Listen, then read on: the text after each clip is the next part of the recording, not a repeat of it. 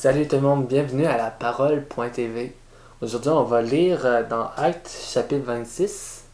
C'est la suite avec le roi Agrippa où là, Paul va faire, dans le fond, va parler au roi Agrippa parce que Dieu a voulu, parce qu'il témoigne.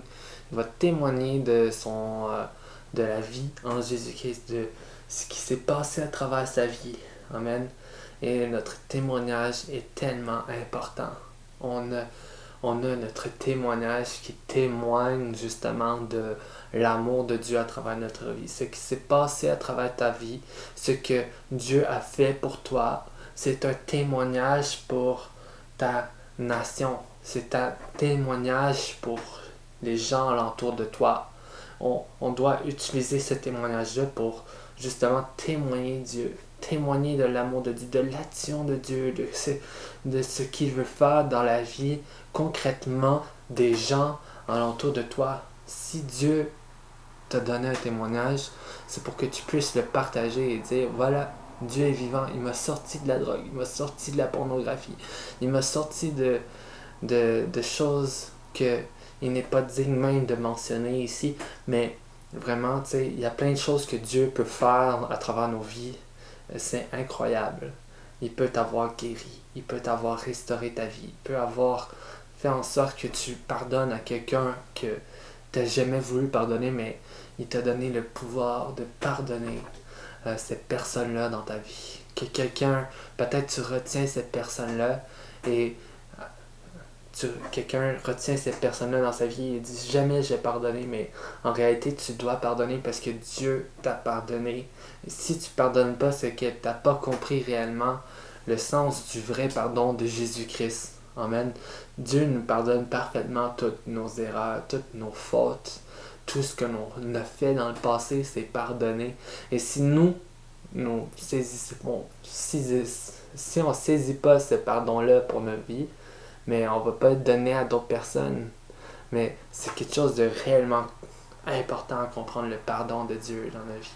Parce que j'ai fait le mal, parce que j'ai péché, parce que j'ai été indigne de Dieu pendant un certain temps, parce que je me suis vraiment éloigné de lui, ou je ne le connaissais pas. Ne pas connaître Dieu, c'est un péché. Être loin de Dieu, c'est un péché.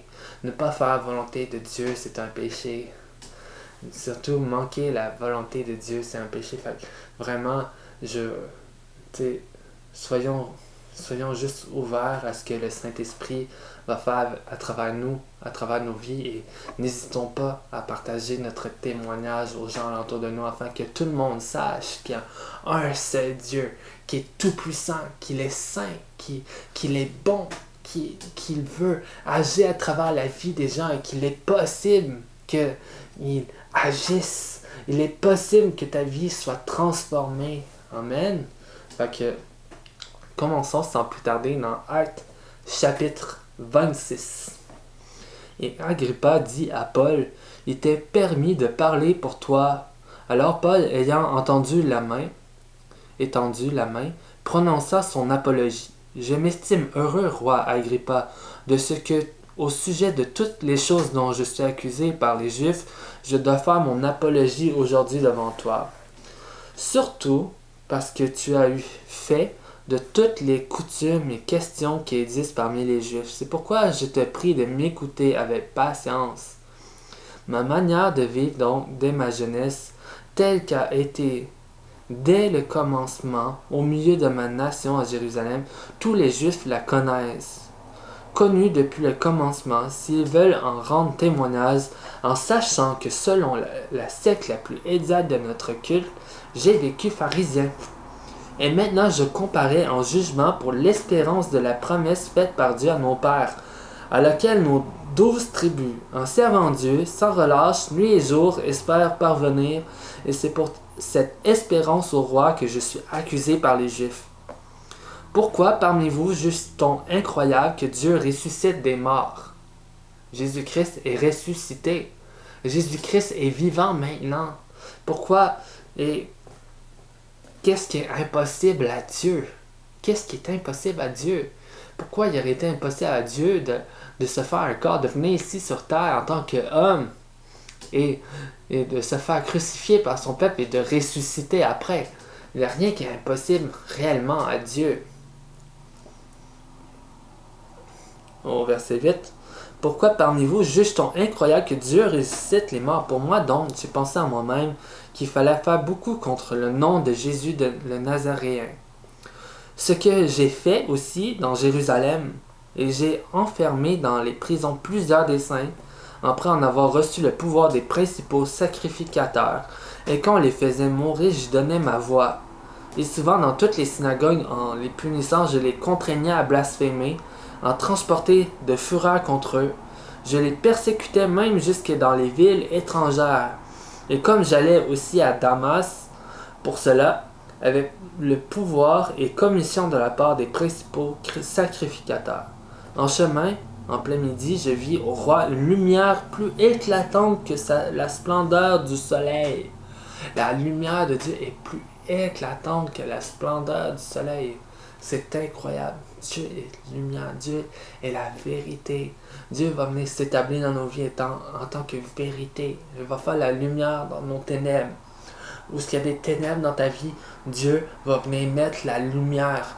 Où est-ce qu'il y a la lumière de Dieu, les ténèbres doivent reculer, doivent partir de ta vie. Quand tu vas accepter Jésus-Christ, les ténèbres qui sont dans ta vie, le péché qui est dans ta vie, va reculer parce que tu as le désir de plaire à Dieu, parce que sa puissance va les faire reculer. Ainsi, tu vas être une nouvelle créature, un enfant de la lumière en Jésus-Christ. Tu vas être une lumière pour éclairer les nations et partager l'évangile de Jésus-Christ. Au verset 14, au verset 13. En chemin, en plein midi, je vis au roi une lumière plus éclatante que la splendeur du soleil, laquelle resplendit du ciel autour de moi et de ceux qui étaient en chemin avec moi.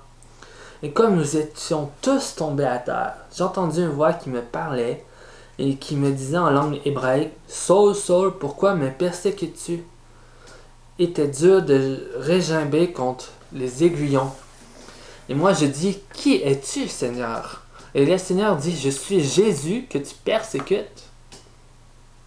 Mais lève-toi et tiens-toi sur tes pieds, car je suis apparu afin de te désigner pour serviteur et témoin. » Bon, c'est pas serviteur et témoin de Jésus-Christ. Et des choses que tu as vues, et de celles pour les révélations desquelles je t'apparaîtrai, en te retirant du milieu du peuple et des nations vers lesquelles moi je t'envoie, pour ouvrir leurs yeux, pour qu'ils se tournent des ténèbres à la lumière, et du pouvoir de Satan en Dieu, pour qu'ils reçoivent la rémission des péchés et une part avec ceux qui sont sanctifiés par la foi en moi. Voici là, c'est là que Paul, voici ce que Jésus-Christ dit à Paul dans sa vision. Et là, il dit qu'est-ce qu'il va faire avec lui, qu'est-ce qui va être utile à faire avec Paul. Ici, il dit, je vais répéter, pour ouvrir les yeux, pour que les gens voient que Jésus-Christ est vivant. Parce qu'il y a comme des coquilles devant les yeux, les gens ne voient pas, ils sont aveugles, juste attendent qu'on partage l'évangile et qu'ils l'acceptent. Pour qu'ils se tournent des ténèbres à la lumière, parce que tant que tu n'es pas avec Jésus-Christ, tant que tu ne crois pas en Dieu, mais tu es dans les ténèbres. Tu es sous le règne de Satan, le roi du mal, le roi du péché, etc. Puis c'est lui qui gouverne sur la terre. Et du pouvoir de Satan à Dieu. Parce que là, tu vas te transférer dans le royaume de Dieu. Et maintenant, tu vas faire partie du royaume de Dieu et de la puissance de Dieu. Pour qu'ils reçoivent la rémission des péchés. Il n'établit pas pour que les gens reçoivent la rémission des péchés, pour qu'ils soient pardonnés de leurs péchés, pour qu'ils puissent comprendre l'acte rédempteur de Dieu. Amen. Et une part avec ceux qui sont sanctifiés par la foi en moi. Ainsi au roi Agrippa, verset 19, ainsi au roi Agrippa, je n'ai pas été désobéissant à la vision céleste. Mais j'ai annoncé premièrement à ceux à Damas, à Jérusalem, à tous les pays de la Judée, aux nations, de se repentir, de se tourner vers Dieu, en faisant des œuvres convenables à la repentance. Amen. faisant des œuvres convenables à la repentance, de se repentir. Repentez-vous, changez d'attitude. Refusez le péché dans vos vies. Refusez ce qui est mal, ce qui est désagréable. Vous le savez si vous êtes enfant de Dieu. Et si vous ne l'êtes pas, ces œuvres-là que vous faites en ce moment, ils sont mauvais. C'est des mauvaises décisions que vous faites. Et il faut se repentir. Ça veut dire changer d'attitude. Faire un 180 degrés et se tourner complètement vers la réelle volonté de Dieu. Amen.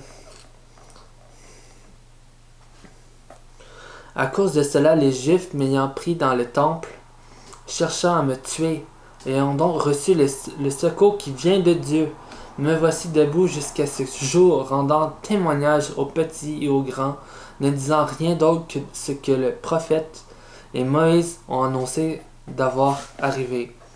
Savoir qu'il fallait que Christ fût soumis aux souffrances et que le premier par la résurrection des morts. Il avait annoncé la lumière au peuple et aux nations. Et comme il parlait ainsi pour sa défense, Festus dit à haute voix, « Tu es hors de sens, Paul. Ton grand savoir te met hors de sens. » Mais Paul dit, « Je ne suis point hors de sens, très excellent Festus, mais je prononce des paroles de vérité et de sens rassis. Car le roi a la connaissance de ces choses, et je parle hardiment devant lui, car je suis persuadé qu'il n'ignore rien de ces choses, car ceci n'a point été fait en secret. Ô roi Agrippa, crois-tu au prophète?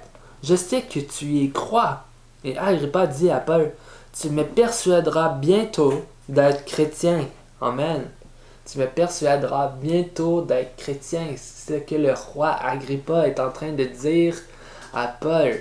Par ton discours, par ton témoignage, par ta connaissance que tu as de Jésus-Christ et que tu me partages en ce moment ton témoignage, mais tu vas me persuader d'être chrétien. Pas par la connaissance qu'on n'a, pas par notre sagesse, mais par la puissance de l'Esprit qui est en nous. L'Esprit témoigne pour nous quand on est en jugement, devant un conseil. L'Esprit va témoigner pour toi lorsque tu seras en jugement.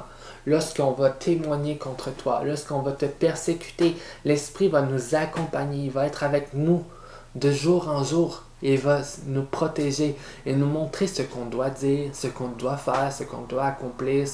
C'est la sagesse de Dieu, c'est la connaissance de Dieu. Il se répand en nous, il se déverse en nous en tant qu'enfants de Dieu. Et si nous sommes obéissants à la voix de Dieu, mais forcément nous allons être un canal de sa voix, un canal de ses paroles. Nous allons être des prophètes, nous allons manifester les fruits de son esprit et les dons de l'Esprit de Dieu.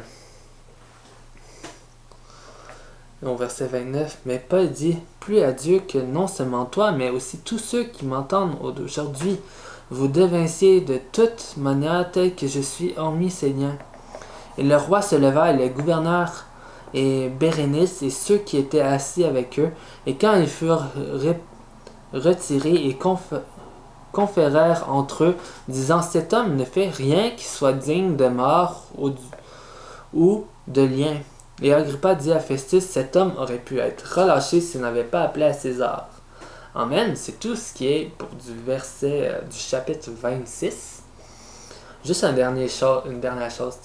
Paul dit que je témoigne aux plus petits, aux plus grands, tant que le témoignage est partagé, tant que il témoigne de Jésus-Christ, que tu témoignes à des personnes qui sont petites, dans le sens qu'ils ne sont pas dans une position très élevée, ou qui soient comme un roi Agrippa, mais le but c'est que tout le monde qui écoute ton témoignage soit sauvé.